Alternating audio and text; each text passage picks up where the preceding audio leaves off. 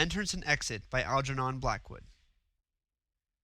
These three, the old physicist, the girl, and the young Anglican parson who was engaged to her, stood by the window of the country house.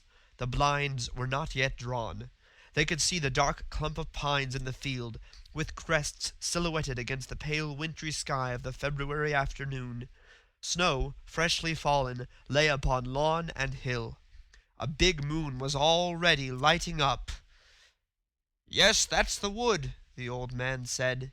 "And it was this very day 50 years ago, February 13th, the man disappeared from its shadows, swept in this extraordinary, incredible fashion into invisibility, into some other place. Can you wonder the grove is haunted?" A strange impressiveness of manner belied the laugh following the words. "Oh, please tell us," the girl whispered. "We're all alone now." Curiosity triumphed, yet a vague alarm betrayed itself in the questioning glance she cast for protection at her younger companion, whose fine face, on the other hand, wore an expression that was grave and singularly rapt. He was listening keenly. "As though nature," the physicist went on, half to himself, "here and there concealed vacuums, gaps, holes in space." His mind was always speculative, more than speculative, some said, "through which a man might drop into invisibility, a new direction, in fact, at right angles to the three known ones, higher space, as Bolyai, Gauss, and Hinton might call it, and what you, with your mystical turn," looking toward the young priest, "might consider a spiritual change of condition, into a region where space and time do not exist, and where all dimensions are possible because they are one." "But please, the story," the girl begged, not understanding these dark sayings. "Although I'm not sure that Arthur ought to hear it. He's much too interested in such queer things as it is." Smiling, yet uneasy, she stood closer to his side, as though her body might protect his soul. "Very briefly, then, you shall hear what I remember of this haunting, for I was barely 10 years old at the time.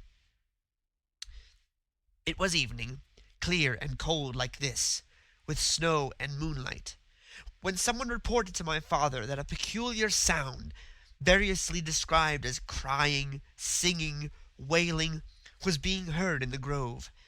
He paid no attention until my sister heard it too, and was frightened. Then he sent a groom to investigate. Though the night was brilliant, the man took a lantern. We watched from this very window till we lost his figure against the trees, and the lantern stopped swinging suddenly, as if he had put it down. It remained motionless. We waited half an hour, and then my father, curiously excited, I remember, went out quickly, and I, utterly terrified, went after him. We followed his tracks, which came to an end beside the lantern, the last step being a stride almost impossible for a man to have made. All around the snow was unbroken by a single mark, but the man himself had vanished.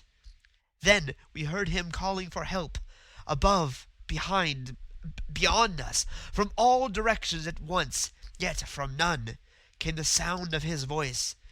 But though we called back, he made no answer, and gradually his cries grew fainter and fainter, as if going into tremendous distance, and at last died away altogether."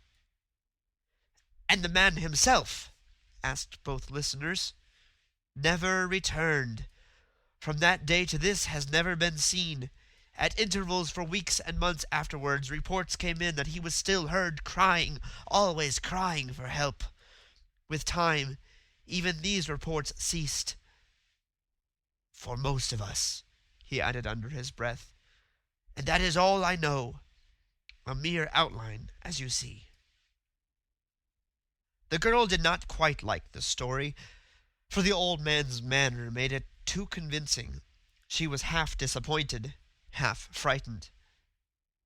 "See, there are the others coming home," she exclaimed, with a note of relief, pointing to a group of figures moving over the snow near the pine trees. "Now we can think of tea." She crossed the room to busy herself with the friendly tray as the servant approached to fasten the shutters. The priest, however, deeply interested, talked on with their host, though in a voice almost too low for her to hear. Only the final sentences reached her, making her uneasy, absurdly so, she thought, till afterwards. For matter, as we know, interpenetrates matter, she heard, and two objects may conceivably occupy the same space. The odd thing really is that one should hear, but not see. That airwaves should bring the voice, yet ether waves fail to bring the picture. And then the older man, as if certain places in nature, yes, invited the change, places where these extraordinary forces stir from the earth as from the surface of a living being with organs, places like islands, mountain tops, pine woods, especially pines isolated from their kind. You know the queer results of digging absolutely virgin soil, of course, and that theory of the earth's being alive. The voice dropped again. States of mind also helping the forces of the place, she caught the priest's reply in part, such as conditions induced by music, by intense listening, by certain moments in the Mass even, by ecstasy, or... "I say, what do you think?" cried a girl's voice, as the others came in with welcome chatter and odors of tweeds and open fields. "As we passed your old haunted pine wood, we heard such a queer noise, like someone wailing or crying. Caesar howled and ran, and Harry refused to go in and investigate. He positively funked it." They all laughed. "More like a rabbit in a trap than a person crying," explained Harry, a blush kindly concealing his startling pallor. "I wanted my tea too much to bother about an old rabbit." It was some time after tea when the girl became aware that the priest had disappeared, and, putting two and two together, ran in alarm to her host's study. Quite easily, from the hastily opened shutters, they saw his figure moving across the snow. The moon was very bright over the world, yet he carried a lantern that shone pale yellow against the white brilliance. "Oh, for God's sake, quick!" she cried, pale with fear. "Quick, or we're too late! Arthur's simply wild about such things. Oh, I might have known, I might have guessed, and this is the very night! I'm terrified!" By the time he had found his overcoat and slipped round the house with her from the back door, the lantern, they saw, was already swinging close to the pine wood. The night was still as ice, bitterly cold. Breathlessly they ran, following the tracks. Halfway his steps diverged, and were plainly visible in the virgin snow by themselves. They heard the whispering of the branches ahead of them, for pines cry even when no airs stir. "Follow me close," said the old man sternly. The lantern he already saw lay upon the ground unattended. No human figure was anywhere visible. "See, the steps come to an end here," he whispered, stooping down as they reached the lantern. The tracks, hitherto so regular, showed an odd wavering, the snow curiously disturbed. Quite suddenly they stopped. The final step was a very long one, a stride almost immense. "As though he was pushed forward from behind," muttered the old man, too low to be overheard, "or sucked forward from in front, as in a fall." The girl would have dashed forward but for his strong restraining grasp. She clutched him, uttering a sudden dreadful cry. "Hark! I hear his voice!" she almost sobbed. They stood still to listen. A mystery that was more than the mystery of night closed about their hearts, a mystery that is beyond life and death, that only great awe and terror can summon from the deeps of the soul. Out of the heart of the trees, 50 feet away, issued a crying voice, half wailing, half singing, very faint. "Help! Help!" It sounded through the still night. "For the love of God, pray for me!" The melancholy rustling of the pines followed, and then again the singular crying voice shot past above their heads, now in front of them, now once more behind. It sounded everywhere.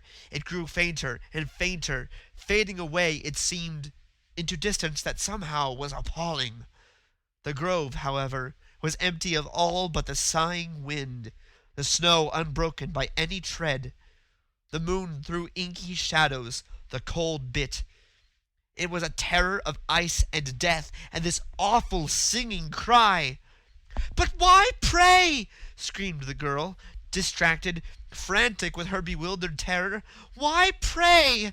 Let us do something to help. Do something!" She swung round in a circle, nearly falling to the ground. Suddenly she perceived that the old man had dropped to his knees in the snow beside her and was praying. Because the forces of prayer, of thought, of the will to help alone can reach and succor him where he now is, was all the answer she got. And a moment later, both figures were kneeling in the snow, praying, so to speak, their very heart's life out. The search may be imagined, the steps taken by police, friends, newspapers, by the whole country, in fact. But the most curious part of this queer, higher space adventure is the end of it, at least, the end so far as at present known. For, after 3 weeks, when the winds of March were a-roar about the land, there crept over the fields towards the house the small, dark figure of a man. He was thin, pallid as a ghost, worn and fearfully emaciated, but upon his face and in his eyes were traces of an astonishing radiance, a glory unlike anything ever seen. It may, of course, have been deliberate, or it may have been a genuine loss of memory only. None could say, least of all the girl whom his return snatched from the gates of death. But, at any rate, what had come to pass during the interval of his amazing disappearance, he has never yet been able to reveal. "And you must never ask me," he would say to her, and repeat even after his complete and speedy restoration to bodily health, "for I simply cannot tell. I know no language, you see, that could express it. I was near you all the time, but I was also elsewhere, and otherwise." End of Entrance and Exit. Recording by Bernard Spiel. BERNARDSPIEL.blogspot.com